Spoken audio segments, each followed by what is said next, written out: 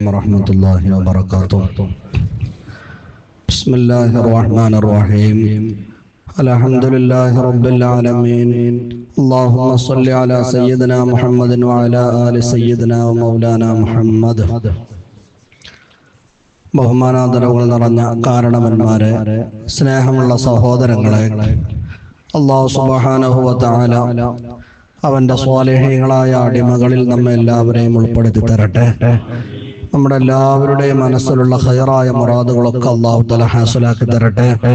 നമ്മിൽ നിന്ന് മരിച്ചുപോയ എല്ലാ മുഅ്മിനീങ്ങളുടെയും ഖബറിടം അല്ലാഹു തആല സ്വർഗ്ഗമാക്കി കൊടുക്കട്ടെ.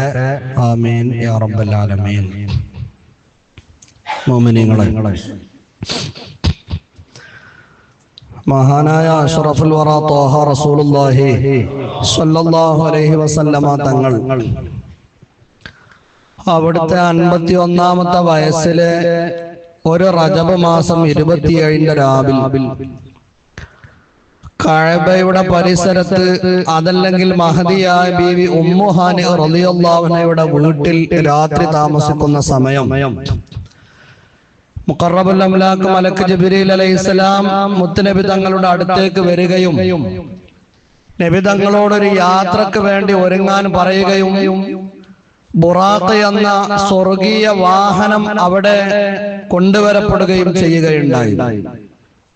മുത്തുനബി തങ്ങൾ ജിബ്രീൽ അലൈഹിസ്സലാമിന്റെ കൂടെ ആ വാഹനപ്പുറത്ത് കയറി ഒരുപാട് കാഴ്ചകളെല്ലാം കണ്ട് അവർ സഞ്ചരിച്ച് രാത്രിയുടെ വളരെ കുറഞ്ഞ സമയങ്ങളെ കൊണ്ട് അവർ എത്തിപ്പെട്ടത് ഫലസ്തീനിലെ മസ്ജിദുൽ അഖ്സയിലേക്കാണ്.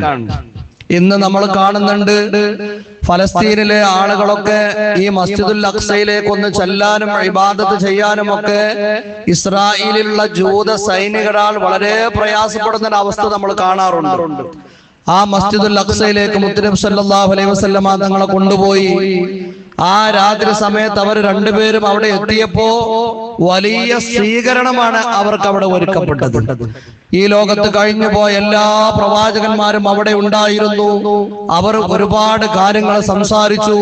മുത്തുനബി തങ്ങൾക്ക് പല ആശീർവാദങ്ങളും അവർ നൽകി. അവസാനം അവർക്കൊക്കെ ഇമാമായിക്കൊണ്ട് അള്ളാഹുവിന്റെ റസൂൽ 2 റക്അത്ത് നിസ്കരിക്കുകയും ചെയ്തു. അതോടുകൂടി ആ ഭൂമിയിലെ യാത്ര അവസാനിക്കുകയാണ്. ഈ യാത്രയെ കുറിച്ചാണ് ഇസ്റാ എന്ന് പറയുന്നത്. ഈ യാത്രയെ കുറിച്ച് പറയാൻ പരിശുദ്ധ ഖുർആനിൽ അല്ലാഹു തആല ഒരു സൂറത്ത് തന്നെ ഇറക്കിയിട്ടുണ്ടല്ലോ. സൂറത്തുൽ ഇസ്റാ എന്നാണ് അതിന്റെ പേര് തന്നെ. സുബ്ഹാനല്ലദീ അസ്റാ ബിഅബ്ദിഹി ലൈലൻ മിനൽ മസ്ജിദിൽ ഹറാമി ഇലൽ മസ്ജിദിൽ അഖ്സല്ലദീ ബാറകനാ ഹൗലഹു എന്ന് പറഞ്ഞ് ആ യാത്രയെ കുറിച്ച് അല്ലാഹു തആല പറയുന്നുണ്ട്. അങ്ങനെ ഫലസ്തീനിലെ മസ്ജിദുൽ അഖ്സയിലെത്തി എല്ലാ പ്രവാചകന്മാരോടും സംസാരിച്ചു. അവർക്ക് ഇമാമായി നിന്ന് നിസ്കാരം നിർവഹിച്ചതിന്റെ ശേഷം പിന്നെ ജിബ്രീൽ അലൈഹിസ്സലാമിന്റെ കൈ പിടിച്ച് അല്ലാഹുവിന്റെ റസൂൽ ആകാശ ലോകത്തേക്ക് യാത്ര തുടരുകയാണ്. ബുറാഖ് എന്ന വാഹനപ്പുറത്ത് ആകാശ ലോകത്തേക്ക് യാത്ര തുടരുകയാണ്.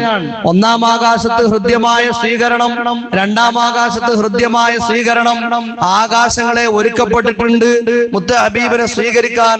പ്രമുഖരായ പ്രവാചകന്മാരുടെ നേതൃത്വത്തിൽ അവിടെയൊക്കെ പ്രത്യേകമായ സംഘങ്ങൾ തന്നെ ഒരുക്കപ്പെട്ടിട്ടുണ്ട്. 6-ാം ആകാശത്ത് സ്വീകരിക്കാനുണ്ടായിരുന്നത് ബഹുമാനപ്പെട്ട കലീമുല്ലാഹി മൂസ അലൈഹിസ്സലാമാണ്. 7-ാം ആകാശത്തെത്തിയപ്പോഴോ മുത്തുനബി തങ്ങളുടെ പ്രിയപ്പെട്ട വല്ലിപ്പയായ ഖലീലുല്ലാഹി ഇബ്രാഹിം അലൈഹിസ്സലാമിന്റെ നേതൃത്വത്തിൽ അവിടെ സ്വീകരണം നൽകപ്പെട്ടു. അവരുമായിട്ടൊക്കെ സംസാരിച്ചു. പിന്നെ 7 ആകാശം കഴിഞ്ഞ് അതിന്റെ അപ്പുറത്തേക്ക് സിദ്റത്തുൽ മുൻതഹ കണ്ടു. അതിന്റെയും അപ്പുറത്ത് മലക്കുകൾക്ക് പോലും പ്രവേശനമില്ലാത്ത ഭാഗമാണ്. പ്രപഞ്ചത്തിന്റെ സൃഷ്ടാവായ അല്ലാഹുവിന്റെ സിംഹാസനമായ അർശ് കണ്ടു, കുർസി കണ്ടു. അല്ലാഹുമായിട്ട് ഒരുപാട് സമയം സംസാരിക്കുകയുണ്ടായി. ഒരുപാട് സമ്മാനങ്ങൾ അല്ലാഹു തആല നൽകി. കൂട്ടത്തിൽ 5 വക്ത് നിസ്കാരവും അല്ലാഹു തആല സമ്മാനിച്ചു. അതിന്റെ ശേഷം സ്വർഗ്ഗവും നരകവും ലൗഹും ഖലമും ഒരുപാട് അത്ഭുതങ്ങൾ അല്ലാഹു തആല കാണിച്ചു കൊടുത്ത് എല്ലാ സന്തോഷങ്ങളും ഏറ്റുവാങ്ങി ആദരവായ നബി മുഹമ്മദ് മുസ്തഫ സ്വല്ലല്ലാഹു അലൈഹി വസല്ലമ തങ്ങൾ ആ രാത്രിയിൽ തന്നെ ഭൂമിയിലേക്ക് മടങ്ങിയെത്തുകയും ചെയ്തു. ഇസ്ലാമിക ചരിത്രത്തിലെ തുല്യതയില്ലാത്ത ഒരു സംഭവമാണ് റജബ് 27 രാവിലെ നടന്ന ഇസ്രാ മിഅ്റാജിന്റെ ആകാശയാത്ര എന്ന് പറയുന്നത്. എന്റെ പ്രിയപ്പെട്ട മോമിനീങ്ങളെ, ഇന്ന് റജബ് മാസം 23 ഈ വരുന്ന തിങ്കളാഴ്ച, അടുത്ത തിങ്കളാഴ്ച, മറ്റന്നാൾ തിങ്കളാഴ്ച റജബ് 26 തിങ്കളാഴ്ച മഗ്രിബ് ബാങ്ക് വിളിക്കുന്നതോടുകൂടി നമ്മൾ റജബ് 27 രാവിലേക്ക് പ്രവേശിക്കുകയാണ്. അതാണ് ഇസ്രാ മിഅ്റാജിന്റെ രാവ് എന്ന് പറയുന്നത്. ആ രാവിനെ നമ്മൾ നല്ലതുപോലെ ബഹുമാനിക്കുകയും ആ രാവിനെ ആത്മീയമായി നമ്മൾ ഉപയോഗപ്പെടുത്തുകയും വേണം. അല്ലാഹു തആല നമുക്ക് തൗഫീഖ് തന്ന് അനുഗ്രഹിക്കട്ടെ. അല്ലാഹു നമുക്ക് അതിന് തൗഫീഖ് തരട്ടെ. ഈ സമയത്ത് നമ്മൾ പ്രധാനമായി മനസ്സിലാക്കേണ്ട ഒരു കാര്യം എന്താ? ഇസ്രാ മിഅ്റാജിന്റെ യാത്ര എന്ന് പറയുന്നത് മുത്തുനബി തങ്ങളുടെ ശരീരവുമായിട്ടുള്ള ശരിയായ യാത്ര തന്നെയായിരുന്നു. ജാഹിലിയ്യ കാലഘട്ടത്തിലുള്ള അബൂജഹലിന് പോലും ഈ വിഷയത്തിൽ സംശയം ഉണ്ടായിട്ടില്ല. നബി തങ്ങൾ പറയുന്നത് യഥാർത്ഥ യാത്രയെ കുറിച്ചാണ്, ശരീരമടക്കമുള്ള യാത്രയെ കുറിച്ചാണെന്ന വിഷയത്തിൽ അബൂജഹൽ അടക്കമുള്ള ആളുകൾക്ക് സംശയമുണ്ടായിട്ടില്ല. ഇന്ന് കേവലം മുസ്ലിമീങ്ങളുടെ ലേബലിൽ ജീവിക്കുന്ന ചില ആളുകളൊക്കെ ഈ 21ാം നൂറ്റാണ്ടിൽ ഈ ഉമ്മത്തിന്റെ ഈമാൻ നശിപ്പിക്കാൻ വേണ്ടി ചില ആളുകൾ പറയുന്നുണ്ട് അത് കേവലം ഒരു സ്വപ്നയാത്രയായിരുന്നു. നിങ്ങളോ ചിന്തിച്ചു നോക്കൂ, അത് സ്വപ്നയാത്രയായിരുന്നെങ്കിൽ അബൂജഹൽ എന്തിന് നബി തങ്ങളോട് തർക്കിക്കണം? മക്കാ മുശ്രിക്കീങ്ങൾ മുഹമ്മദ് നീ പറയുന്നത് കള്ളമാണെന്ന് എന്തിന് പറയണം? ഇത് കേട്ട ഉടനെ അബൂബക്കർ സിദ്ദീഖിന്റെ അടുക്കൽ ചെന്നിട്ട്, സിദ്ദീഖ്, അബൂബക്കറെ, നിന്റെ നേതാവ് ഇങ്ങനെയൊക്കെ വിഷയം പറയുന്നുണ്ട്, അത് ഉൾക്കൊള്ളുന്നുണ്ടോ എന്ന് എന്തിന് അബൂബക്കർ തങ്ങളോട് ചോദിക്കണം? അത് ഞാൻ വിശ്വസിക്കുന്നുണ്ട് എന്ന് പറഞ്ഞപ്പോൾ നീ സിദ്ദീഖാണ് എന്ന സ്ഥാനപ്പേര് ഈ നേതാവിന് അങ്ങനെ കിട്ടണം? നോക്കൂ നിങ്ങൾ, സ്വപ്നയാത്ര എന്ന് പറയുന്നത് കേവലം എല്ലാവർക്കും സംഭവിക്കുന്ന കാര്യമല്ലേ? അതിനാരെങ്കിലും എതിർക്കോ? ഞാൻ നിങ്ങളോട് പറഞ്ഞു, ഞാൻ ഇന്നലെ ഒരു സ്വപ്നം കണ്ടു. ഞാൻ ഇന്നലെ സ്വപ്നം കണ്ടപ്പോ ഞാൻ ഒരു 5 കൊല്ലം അമേരിക്കന്റെ പ്രസിഡന്റ് ആയിട്ട് ഭരണം നടത്തുന്നതാണ് ഞാൻ സ്വപ്നം കണ്ടു എന്ന് ഞങ്ങളോട് പറഞ്ഞാൽ നിങ്ങൾ ആരെങ്കിലും ഒന്നും കൊണ്ടാണ് പറയുന്നത്? എന്തിനാണ് ഉണരേണ്ട ആവശ്യം? സ്വപ്നല്ലേ? സ്വപ്നത്തിൽ എന്താ നടക്കാത്തത്? മുത്തുനബി തങ്ങൾ ഒരു സ്വപ്നയാത്രയെ കുറിച്ചായിരുന്നു മക്കാ മുശ്രിക്കീങ്ങളോട് പറഞ്ഞതെങ്കിൽ മക്കാ മുശ്രിക്കീങ്ങൾ നബി തങ്ങളെ ഇത്രയും പരിഹസിക്കേണ്ട ആവശ്യമുണ്ടായിരുന്നു? അള്ളാഹുവിന്റെ റസൂൽ നടത്തിയ യാത്ര സ്വപ്നയാത്രയല്ല. പരിശുദ്ധ ഖുർആൻ പറഞ്ഞത് സുബ്ഹാനല്ലദീ അസ്റാ ബിഅബ്ദിഹി, തന്റെ അടിമയെ കൊണ്ടുപോയി എന്ന് അള്ളാഹു തആല പറഞ്ഞത്. അബ്ദ് എന്ന പ്രയോഗം ഒരിക്കലും റൂഹിനെ കുറിച്ചോ ആത്മാവിനെ കുറിച്ചോ പറയുന്നതല്ല. റൂഹുള്ള ജസദും ശരീരമടക്കമുള്ള യാത്രക്ക് ആ പ്രയോഗത്തിനാണ് അബ്ദ് എന്ന് പറയുക എന്നാണ്. അത് വിശ്വസിച്ചതിനാണ് സിദ്ദീഖ് റളിയല്ലാഹു അൻഹു സിദ്ദീഖ് എന്ന സ്ഥാനപ്പേര് നൽകപ്പെട്ടത്. മാത്രമല്ല, ഈ വിഷയം മുത്തുനബി തങ്ങൾ പറഞ്ഞപ്പോ മക്കാ മുശ്രിക്കീങ്ങൾ നബി തങ്ങളോട് ചില ചോദ്യങ്ങൾ ചോദിക്കുകയുണ്ടായി. മുഹമ്മദേ, ഇന്നലത്തെ രാത്രി നീ ഫലസ്തീനിലെ മസ്ജിദുൽ അഖ്സ, ബൈത്തുൽ മുഖദ്ദസ് കണ്ടുവന്നു എന്നല്ലേ പറയണത്? മക്കാ മുശ്രിക്കീങ്ങൾ ഇടക്കിടക്ക് ശാമിലേക്ക് കച്ചവടത്തിന് പോകുന്ന ആളുകളാണ്. അവർ ആ കച്ചവടത്തിന് പോകുന്നത് കൊണ്ട് ബൈത്തുൽ മുഖദ്ദസ് നല്ല പരിചയമുള്ള ചില ആളുകൾ അവരുണ്ടായിരുന്നു. മുത്തുനബി തങ്ങളാകട്ടെ ജീവിതത്തിൽ ഒരു തവണ പോലും ബൈത്തുൽ മുഖദ്ദസിലേക്ക് മുമ്പ് യാത്ര പോയിട്ടില്ല. ബൈത്തുൽ മഖ്ദിസിനെ കുറിച്ച് നീ ഞങ്ങൾക്കൊന്ന് വിശദീകരിച്ച് കാട്ടുക എന്ന് പറഞ്ഞവർ നബി തങ്ങൾ വിശദീകരിച്ചു കൊടുത്തു. ബാബു മിൻഹു കദാ ഫീ മൗദിഇ കദാ, ഇന്നാലിന്റെ ഒരു വാതിൽ ഇന്നാലിന്റെ ഭാഗത്ത് ആ പള്ളിക്കുണ്ട്, ആ പള്ളിയുടെ മറ്റൊരു ഭാഗത്ത് വാതിലുണ്ട്, ആ പള്ളിയുടെ ഇന്നൊരു ഭാഗത്ത് ജനലുണ്ട്, ആ പള്ളിയുടെ ചുമരിന്റെ ശൈലി ഇങ്ങനെയാണ്, ആ പള്ളിയുടെ രൂപം ഇങ്ങനെയാണ് എന്ന് പറഞ്ഞിട്ട് ശരിക്കും പറഞ്ഞു കൊടുത്തു. അവർക്ക് പിന്നെ മറുപടി ഒന്നും പറയാനില്ല. അപ്പോൾ പിന്നെ രണ്ടാമത്തെ ഒരു ചോദ്യം ചോദിച്ചു മക്കാ മുശ്രിക്കീങ്ങൾ, മുഹമ്മദേ, ഞങ്ങളുടെ ഒട്ടക കൂട്ടങ്ങൾ ഇങ്ങനെ വിൽപ്പനക്കും കച്ചവട ചരക്കുമായിട്ട് ഇവിടുന്ന് പോയിട്ടുണ്ട് ഷാമിലേക്ക്, ഞങ്ങളുടെ ഏതെങ്കിലും ഒട്ടക കൂട്ടങ്ങൾ നീ കണ്ടിരുന്നോ എന്ന് ചോദിച്ചു. അപ്പോൾ മഹാനായ അഷ്റഫുൽ വറാ ത്വാഹ റസൂലുള്ളാഹി സ്വല്ലല്ലാഹു അലൈഹി വസല്ലം തങ്ങൾ അവരോട് പറഞ്ഞു, 2 ഒട്ടക കൂട്ടങ്ങളെ ഞാൻ കണ്ടിരുന്നു. ഒരു കൂട്ടത്തെ ഞാൻ കണ്ടത് റൗഹയിൽ വെച്ചാണ്. പക്ഷെ എന്തായിരുന്നു കാര്യമെന്നറിയുമോ? ആ ഒട്ടക കൂട്ടങ്ങളിൽ നിന്ന് ഒരു ഒട്ടകം നഷ്ടപ്പെട്ടു പോയത് കൊണ്ട് ആ ഒട്ടകത്തെ മേച്ചുകൊണ്ട് നടക്കുന്ന ആളുകൾ അവരാരും ഞാൻ കണ്ടപ്പോൾ അവരുടെ വിശ്രമിക്കുന്ന ടെന്റിലില്ലായിരുന്നു. അവരെല്ലാവരും നഷ്ടപ്പെട്ട ഒട്ടകത്തിനെ തെരഞ്ഞു നടക്കുകയായിരുന്നു. ഫസ്അലൂഹും അൻ ദാലിക, അവർ ഇനി മാസങ്ങൾ കഴിഞ്ഞിട്ടല്ലേ ഇവിടെ തിരിച്ചു വരുമ്പോ ഈ രാത്രിയിൽ ഞാൻ കണ്ട കാഴ്ച സത്യമാണോ എന്ന് നിങ്ങൾക്ക് അവരോട് ചോദിക്കാമെന്ന് അള്ളാഹുവിന്റെ റസൂൽ പറഞ്ഞു. രണ്ടാമത് അവരോട് പറഞ്ഞു, ഞാൻ വേറെ ഒരു ഒട്ടകക്കൂട്ടത്തെ കണ്ടിരുന്നു. അത് തൻഈമിലായിരുന്നു. തൻഈം എന്ന് പറയുന്നത് ആയിഷ പള്ളിയൊക്കെ സ്ഥിതി ചെയ്യുന്ന സ്ഥലമാണ്. ഏകദേശം മക്കയിൽ നിന്ന് ഒരു 10-20 കിലോമീറ്റർ അകലെയാണ്. മുത്തനബി തങ്ങൾ പറഞ്ഞു, ആ ഒട്ടകക്കൂട്ടത്തെ ഞാൻ കണ്ടപ്പോൾ വെള്ളയും കറുപ്പും നിറമുള്ള ഒരു ഒട്ടകമാണ് ആ സംഘത്തിന്റെ മുമ്പിൽ ഉണ്ടായിരുന്നത്. നേരം പുലർന്നില്ലേ, ഇപ്പോൾ അവർ മക്കയിൽ എത്തിയിട്ടുണ്ടാകും, നിങ്ങൾ പോയിട്ട് ഞാൻ ഈ പറഞ്ഞത് സത്യമാണെന്ന് അന്വേഷിക്കണം. ഫന്തലഖു, അവർ പോയി, മക്കാ മുശ്രിക്കീങ്ങൾ പോയി. ഫനളറു, അങ്ങനെ അവർ ശരിക്കും അന്വേഷണങ്ങൾ നടത്തിയപ്പോ മുത്തുനബി തങ്ങൾ പറഞ്ഞതുപോലെ അങ്ങനെ ഇന്നലത്തെ രാത്രി തന്നെ ടൈമിന്റെ ഭാഗത്ത് ഈ ഒട്ടക സംഘം വന്നിട്ടുണ്ട്. മുമ്പിലുണ്ടായിരുന്ന സംഘത്തില് വെള്ളയും കറുപ്പും നിറമുള്ള ഒട്ടകമായിരുന്നു. അവർക്ക് മറുപടി ഒന്നും പറയാനുണ്ടായിരുന്നില്ല. ഇത് അള്ളാഹുവിന്റെ വലിയ ഒരു അത്ഭുതമായിരുന്നു. മുത്തുനബി തങ്ങൾക്ക് നൽകപ്പെട്ട ഏറ്റവും പ്രധാനപ്പെട്ട മുഅ്ജിസത്താണ് ഇസ്രാ മിഅ്റാജ് എന്ന് പറയുന്നത്. മുഅ്മിനീങ്ങളെ, നമ്മൾ അത് വിശ്വസിക്കാൻ ബാധ്യസ്ഥരാണ്. കാരണം ആ യാത്രയിലാണ് നിസ്കാരം നൽകപ്പെട്ടത്. എങ്ങനെ ഇസ്രാ മിഅ്റാജ് ഉൾക്കൊള്ളാത്തൊരു മനുഷ്യന് നിസ്കാരം ഉൾക്കൊള്ളാൻ കഴിയാ? അള്ളാഹു തആല നമ്മളെ ശരിയായ മുഅ്മിനീങ്ങളിൽ ഉൾപ്പെടുത്തി തരട്ടെ. ഈ വരുന്ന തിങ്കളാഴ്ച മഗ്രിബ് ബാങ്ക് വിളിച്ചാൽ നമ്മൾ റജബ് 27 രാവിലേക്ക് പ്രവേശിക്കും. ആ രാത്രി എല്ലാവരും ബഹുമാനിക്കണം, നല്ലോണം ആദരിക്കണം. നമ്മളൊക്കെ അന്നത്തെ രാത്രി നിങ്ങളൊക്കെ കൂടുതലായി ഖുർആൻ പാരായണം ചെയ്യണം. ഏറ്റവും ചുരുങ്ങിയത് ഒരു യാസീനെങ്കിലും ഓതുക. എന്നിട്ട് മരിച്ചവർക്കൊക്കെ വേണ്ടി ഒന്ന് ദുആ ചെയ്യാം. കുറച്ച് ദിക്റുകൾ ചെല്ലുക, സ്വലാത്തുകൾ ചെല്ലുക. അങ്ങനെ റബ്ബേ, ഇന്ന് മിഅ്റാജിന്റെ രാവാണല്ലോ, ഇസ്രാഇന്റെ രാവാണല്ലോ, റജബ് 27 രാവാണല്ലോ എന്ന ഒരു ബഹുമാനം നമ്മളൊക്കെ മനസ്സിലുണ്ടാകുക. എന്നിട്ട് മരിച്ചവർക്ക് വേണ്ടിയും നമുക്ക് വേണ്ടിയും ലോക മുസ്ലിമീങ്ങൾക്കൊക്കെ വേണ്ടിയൊക്കെ നിങ്ങൾ എല്ലാവരും ഒറ്റയ്ക്കിരുന്ന് ദുആ ചെയ്യാം. ഈ വരുന്ന തിങ്കളാഴ്ച മഗ്രിബിന്റെ ശേഷമുള്ള രാവ് ഇസ്രാ മിഅ്റാജിന്റെ രാവാണ്. ആരും മറന്നു പോകരുത്. അല്ലാഹു തആല നമുക്ക് അതിന് തൗഫീഖ് തരട്ടെ. അല്ലാഹു നമുക്ക് തൗഫീഖ് തരട്ടെ. കൂട്ടത്തിൽ ആ രാത്രിയിൽ നമ്മൾ എല്ലാവരും പ്രധാനമായി അധികരിപ്പിക്കേണ്ട ഒരു കാര്യം എന്താണെന്ന് വെച്ചാൽ, മിഅ്റാജിന്റെ സമ്മാനമായി നമുക്ക് കിട്ടിയൊരു ദിക്റുണ്ട്. ആ ദിക്റിന് എല്ലാവരും കുറച്ച് കൂടുതൽ ചെല്ലുക. മഹാനായ അഷ്റഫുൽ വറാ ത്വാഹ റസൂലുള്ളാഹി സ്വല്ലല്ലാഹു അലൈഹി വസല്ലം തങ്ങൾ പറയുകയാണ്, ഇസ്രാ മിഅ്റാജിന്റെ യാത്ര പോയപ്പോൾ ഒരുപാട് കാഴ്ചകൾ കണ്ടിട്ടുണ്ട്. ആ കാഴ്ചയിൽ കൂട്ടത്തിൽ ഒരു കാഴ്ചയായിരുന്നു ബഹുമാനപ്പെട്ട എന്റെ വല്ലിപ്പയായ ഖലീലുല്ലാഹി ഇബ്രാഹിം നബി അലൈഹി സ്വലാമിനെ ഞാൻ കണ്ടുമുട്ടി. ഇബ്രാഹിം നബിയുമായിട്ട് കുറെ സംസാരിച്ചിട്ടുണ്ട്. ആ സംസാരത്തിനിടയിൽ എന്റെ വല്ലിപ്പ എന്നോട് പറഞ്ഞു, ഓ മുഹമ്മദ് നബിയെ, അഖരി ഉമ്മതക മിന്നി അസ്സലാം. നിങ്ങൾ ഭൂമിയിൽ തിരിച്ചെത്തിയാൽ നിങ്ങളുടെ ഉമ്മത്തിനോട് എന്റെ സലാം എന്ന് പറയണം. ഞാൻ നിങ്ങളുടെ വല്ലിപ്പയല്ലേ, ഞാൻ അല്ലാഹുവിന്റെ ഖലീലല്ലേ, എന്റെ സലാം എന്ന് അവരോട് പറയണം. എന്റെ സലാം അവരോട് പറഞ്ഞതിന്റെ ശേഷം ഞാൻ ഈ പറയുന്ന ചില വർത്തമാനങ്ങൾ നിങ്ങൾ അവരോട് പറഞ്ഞു കൊടുക്കണം. എന്താണ് പറയേണ്ടത്? ഇബ്രാഹിം പറഞ്ഞ വർത്തമാനം എന്താണെന്ന് അറിയുമോ? സ്വർഗം എന്ന് പറയുന്നത് നല്ല മണ്ണും നല്ല ഭൂമിയുമാണ് നബിയെ സ്വർഗം എന്ന് പറയുന്നത്. അവിടുത്തെ വെള്ളം വളരെ ശുദ്ധമായ വെള്ളമാണ്. നല്ല കൃഷിയൊക്കെ ചെയ്യാൻ പറ്റുന്ന,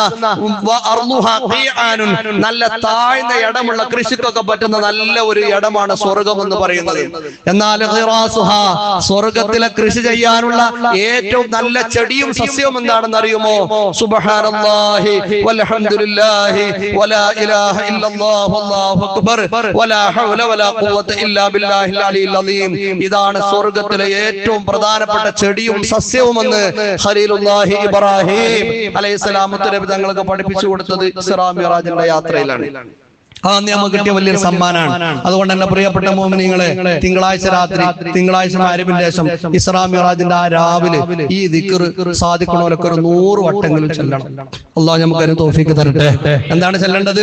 സുബ്ഹാനല്ലാഹി വൽഹംദുലില്ലാഹി വലാ ഇലാഹ ഇല്ലല്ലാഹു വല്ലാഹു അക്ബർ വലാ ഹൗല വലാ ഖുവത ഇല്ലാ ബില്ലാഹിൽ അലിയിൽ അലീം. അത് ഇസ്രാ മിഅ്റാജിന്റെ നമുക്ക് കിട്ടിയ സമ്മാനമാണ്. ഒരുപാട് സമ്മാനങ്ങൾ വേറെയും പറയാനുണ്ട്. പക്ഷെ സമയമില്ലാത്തതുകൊണ്ട് ഞാൻ ആ ഭാഗത്തേക്ക് ില്ല. ഈ ഒരു ദിക്റെങ്കിലും ആ രാത്രി എല്ലാവരും 100 വട്ടം ചൊല്ലി മരിച്ചവർക്കൊക്കെ വേണ്ടി ഒരു യാസീൻ ഓതി ലോക മുസ്ലിമീങ്ങൾക്ക് വേണ്ടി ഒന്ന് ദുആ ചെയ്യും. പിന്നെ അടുത്ത ചൊവ്വാഴ്ച റജബ് 27 പകലാണ്. അന്ന് എല്ലാവരും സുന്നത്തായി നോമ്പെടുക്കണം. അല്ലാഹു തആല നമ്മുടെ ഹബീബിനെ ആകാശത്തേക്ക് കൊണ്ടുപോയി, അല്ലാഹുവിന്റെ സമക്ഷത്തിലേക്ക് കൊണ്ടുപോയി ഈ നിസ്കാരമൊക്കെ സമ്മാനമായി കൊടുത്ത ഈ അത്ഭുതകരമായ ഒരു നിഅമത്ത് നമ്മുടെ നേതാവിന് അല്ലാഹു തആല കൊടുത്തതിൽ അതിന് നന്ദി പ്രകടിപ്പിച്ച് അടുത്ത ചൊവ്വാഴ്ച പകല് റജബ് 27 പകൽ എല്ലാവരും സുന്നത്തായ നോമ്പെടുക്കണം. റജബ് 27 പകലില് സുന്നത്തായ നോമ്പ് ഞാൻ എടുക്കുന്നതെന്നാണ് നിയ്യത്ത് വെക്കേണ്ടത്. ആ നിയ്യത്തിൽ നിങ്ങളൊക്കെ സുന്നത്തായ നോമ്പ് നോക്കി. നിങ്ങൾ മാത്രം നോറ്റാ പോരാ, നിങ്ങളെ വീട്ടിലുള്ള എല്ലാവരോടും നോമ്പ് നോൽക്കാൻ പറയും. ഭാര്യമാരോട്, കുട്ടികളോട്, പെൺമക്കളോട്, മരുമക്കളോട്, പേരക്കുട്ടികളോട്, ഒരു 10-12 വയസ്സിന്റെ ഒക്കെ മേലുള്ള നോമ്പ് നോൽക്കാൻ പ്രായമായ എല്ലാവരെ കൊണ്ട് നിങ്ങൾ അടുത്ത ചൊവ്വാഴ്ച പകൽ നോമ്പെടുപ്പിക്കും. സംഭവം സുന്നത്തായ നോമ്പാണ്. സുന്നത്താണെന്ന് പറഞ്ഞിട്ട് നമ്മൾ ആരും അവഗണിക്കരുത്. അതൊന്നും നമ്മൾ ഒഴിവാക്കാതെ ചെയ്യണം. കാരണം അതൊരു വലിയ ശുക്ർ ചെയ്യലാണ്. കാരണം ഇത്രയും വലിയ ഒരു സമ്മാനം അല്ലാഹു തആല നമ്മളെ നേതാവിനാണല്ലോ അത് കൊടുത്തത്. 1,24,000 പ്രവാചകന്മാർ ലോകത്ത് കഴിഞ്ഞു പോയിട്ട് ഈ ഒരു അവസരം അല്ലാഹു വേറെ ഒരു പ്രവാചകനും കൊടുത്തിട്ടില്ലല്ലോ. നമുക്ക് പല സമ്മാനങ്ങളും കിട്ടിയ രാത്രി അതാണല്ലോ. അപ്പൊ അതിനൊക്കെ ഒരു നന്ദി പ്രകടിപ്പിച്ചുകൊണ്ടുള്ള ഒരു മഹത്തായ നോമ്പാണത്. മാത്രമല്ല ആ നോമ്പിന് വലിയ പ്രതിഫലവുമുണ്ട്. മഹാനായ അഷ്റഫുൽ വറാ ത്വാഹ റസൂലുള്ളാഹി സ്വല്ലല്ലാഹു അലൈഹി വസല്ലം തങ്ങൾ പറയുന്നുണ്ട്, മൻ സ്വാമ യൗമസ് സാബിഇ വൽ 20 മിൻ റജബ്, റജബ് മാസത്തെ 27ന്റെ പകൽ ഒരാൾ നോമ്പ് നോറ്റാൽ ആ മനുഷ്യന് കുത്തിബ ലഹു അജ്റു സിയാമി സവാബി 60 ശഹ്റാം, തുടർച്ചയായ 60 മാസം നോമ്പെടുത്ത പ്രതിഫലം ആ മനുഷ്യന് നൽകപ്പെടുമെന്ന് ഇഹ്യാ ഉലൂമുദ്ദീനിൽ ഈ ഹദീസ് കാണാൻ കഴിയും. 60 മാസം എന്ന് പറഞ്ഞാൽ 5 കൊല്ലമാണ്. മോമിനീങ്ങളെ, 5 കൊല്ലം നോമ്പെടുത്ത പ്രതിഫലം കിട്ടാൻ റജബ് 27ന്റെ പകലിൽ ഒരു സുന്നത്തായ നോമ്പ് നോറ്റാൽ മതി. ഈ വർഷത്തെ റജബ് 27ന്റെ പകൽ എന്നാ? ഈ വരുന്ന ചൊവ്വാഴ്ച. തിങ്കളാഴ്ച രാത്രി റജബ് 27 രാത്രിയാണ്, ചൊവ്വാഴ്ച പകൽ റജബ് 27ന്റെ പകലാണ്. അതുകൊണ്ട് എല്ലാവരും റജബ് 27ന്റെ പകൽ നോമ്പ് നോക്കണം. വീട്ടിലുള്ള നോമ്പെടുക്കാൻ പറ്റുന്നവരെ കൊണ്ടൊക്കെ നോമ്പെടുപ്പിക്കണം. എന്നിട്ട് നല്ല സുഭിക്ഷമായ ഭക്ഷണമൊക്കെ ഉണ്ടാക്കിയിട്ട് എല്ലാവരും കൂടിയിട്ട് നല്ലൊരു നോമ്പ് തുറക്ക വീട്ടിലുണ്ടാക്കും. അതൊക്കെ ഒരു സന്തോഷമാണ്. അത് അള്ളാഹുവും അതിന്റെ മലക്കുകൾ കാണുമ്പോ അവർക്ക് അവരുടെ റഹ്മത്ത് നമുക്ക് കിട്ടാൻ, ബറക്കത്ത് കിട്ടാൻ, മുത്തുനബി തങ്ങളെ പൊരുത്തം കിട്ടാൻ അതൊക്കെ കാരണമാണ്. സാധിക്കുന്ന ആളുകൾ റജബ് 27ന്റെ രാവിലെ അടുത്ത തിങ്കളാഴ്ച രാത്രി വീട്ടിൽ സുഭിക്ഷമായ ഭക്ഷണം ഉണ്ടാക്കാൻ കഴിയുന്ന ആളുകൾ അങ്ങനെ ചെയ്യ്. മധുര പലഹാരങ്ങൾ ഉണ്ടാക്കാൻ പറ്റുന്നവർ അത് ചെയ്യ്. എല്ലാവർക്കും ഒന്നിരുന്ന് യാസീൻ ഓതി മരിച്ചവർക്കൊക്കെ വേണ്ടി ദുആർന്ന് സുബ്ഹാനല്ലാഹ് അൽഹംദുലില്ലാഹ് നമ്മൾ പഠിച്ച ദിക്റൊക്കെ ചൊല്ലിയ ശേഷം കുട്ടികൾക്കൊക്കെ ഒരു നല്ല മധുരം കൊടുക്കി, അവർക്ക് ഇഷ്ടമുള്ളത് വാങ്ങിച്ചു കൊടുക്കി. കാരണം എന്താ അറിയാങ്ങൾ, ഇതൊക്കെ ഇസ്ലാമിലെ സുന്ദരമായ നിമിഷങ്ങളാണ്, സുന്ദരമായ സമയങ്ങളാണ്. അതൊക്കെ ആഘോഷിക്കലും സന്തോഷത്തോടെ ഉൾക്കൊള്ളലും ഈമാനുള്ളവരുടെ അടയാളങ്ങളാണ്. നമ്മളെ ഈമാൻ നമ്മൾ നഷ്ടപ്പെടുത്താൻ പാടില്ല. നല്ല ഉറച്ച ഈമാനുള്ളവരാകണം. നമ്മുടെ അമലുകൾ കുറഞ്ഞാലും നമ്മുടെ വിശ്വാസത്തിന് യാതൊരു കുറവും ഏൽക്കാൻ പാടില്ല. അല്ലാഹു തആല ഈ വരുന്ന റജബ് 27ന്റെ രാവിലെ പകലിൽ ശരിക്കും ആദരിച്ചു ബഹുമാനിക്കാൻ നമുക്ക് തൗഫീഖ് തരട്ടെ. അവസാനിപ്പിക്കാൻ കൂട്ടത്തിൽ ഒരു കാര്യം പറയാനുള്ളത്, മുഅ്മിനീങ്ങളെ, നിസ്കാരം കിട്ടിയ രാത്രിയാണത്. നിസ്കാരത്തിന്റെ വാർഷികമാണ് ഈ വരുന്ന തിങ്കളാഴ്ച രാത്രി എന്ന് പറയുന്നത്.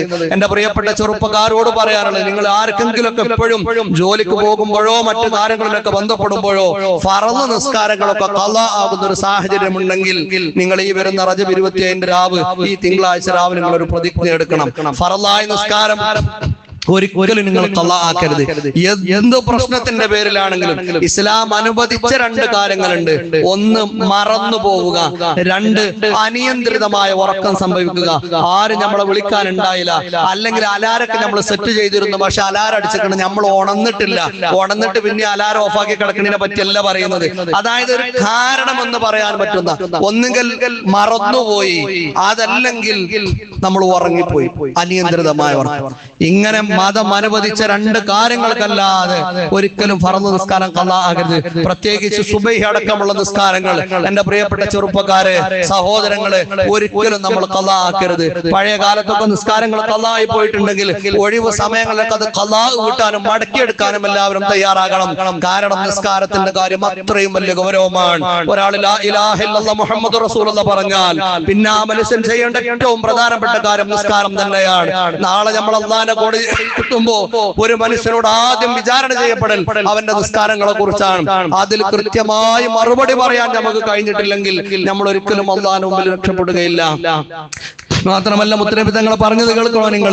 ഒരാൾ ഇസ്ലാം അനുവദിച്ച കാരണമില്ലാതെ ഒരു ഫർളായ നിസ്കാരം ഖളാ ആക്കിയാൽ ആ മനുഷ്യനെ അല്ലാഹു തആല 80 ഹുഖബയാണ് നരകത്തിലിടുക എന്ന് അഷ്റഫുൽ വറാ ത്വാഹ റസൂലുള്ളാഹി. ഒറ്റ ഫർള് നിസ്കാരം ഒരാൾ കാരണമില്ലാതെ ഖളാക്കിയാൽ 80 ഹുഖബയാണ് അയാൾ നരകത്തിൽ ഉണ്ടാകുന്നത്. ഒരു ഹുഖബ എന്ന് പറഞ്ഞാൽ 80 കൊല്ലാണ്. അപ്പൊ 80 × 80 എന്ന് പറഞ്ഞാൽ 6400 കൊല്ലാണ്. 6400 കൊല്ലം ദുനിയാവിലെ സമയം ഒരാൾ ആഖിറത്തിൽ നരകത്തിൽ കടക്കാൻ അയാൾ ഒറ്റ ഫർള് നിസ്കാരം ഖളാക്കിയാൽ മതി. എന്റെ പ്രിയപ്പെട്ട ചെറുപ്പക്കാരെ, സംഭവിച്ചിട്ടുണ്ടെങ്കിൽ തൗബ ചെയ്യണം. നിസ്കാരം ഇടയ്ക്കിടെ ഖളാ കൊണ്ട് ഒറ്റക്കിരുന്ന് കരഞ്ഞ അല്ലാഹുവിനോട് പറയാം, മാപ്പ് ചോദിക്കാം. കഴിഞ്ഞു പോയ ചില സമയങ്ങളിലൊക്കെ നഷ്ടപ്പെട്ട ഫർള് നിസ്കാരങ്ങളൊക്കെ ഒറ്റക്കിരിക്കുമ്പോൾ ഖളാ വീട്ടാൻ ശ്രമിക്കുക. എന്നിട്ട് ഫർള് നിസ്കാരം ഞാൻ ഖളാ ആക്കൂല എന്നൊരു പ്രതിജ്ഞയൊക്കെ എടുത്തിട്ട് ഈ റജബ് 27 ശരിക്കും നമ്മൾ ഉൾക്കൊള്ളണം. അല്ലാഹു തആല നമുക്ക് അതിന് തൗഫീഖ് തരട്ടെ. അല്ലാഹു തൗഫീഖ് തരട്ടെ. ആ രാവും പകലും എല്ലാവരും ശരിക്കും ആദരിക്കുകയും ബഹുമാനിക്കുകയും വേണം. അല്ലാഹു തആല അതിനെ ആദരിച്ച് ബഹുമാനിച്ച് റജബിൽ എല്ലാ ബറക്കത്തും കിട്ടിയ ആളുകളിൽ അല്ലാഹു നമ്മൾ ഉൾപ്പെടുത്തി തരട്ടെ. ആമീൻ യാ റബ്ബൽ ആലമീൻ. മുഅ്മിനീങ്ങളെ, പ്രധാനപ്പെട്ട ഒരു കാര്യം അറിയിക്കാനുണ്ട്. 2 ആഴ്ച മുമ്പ്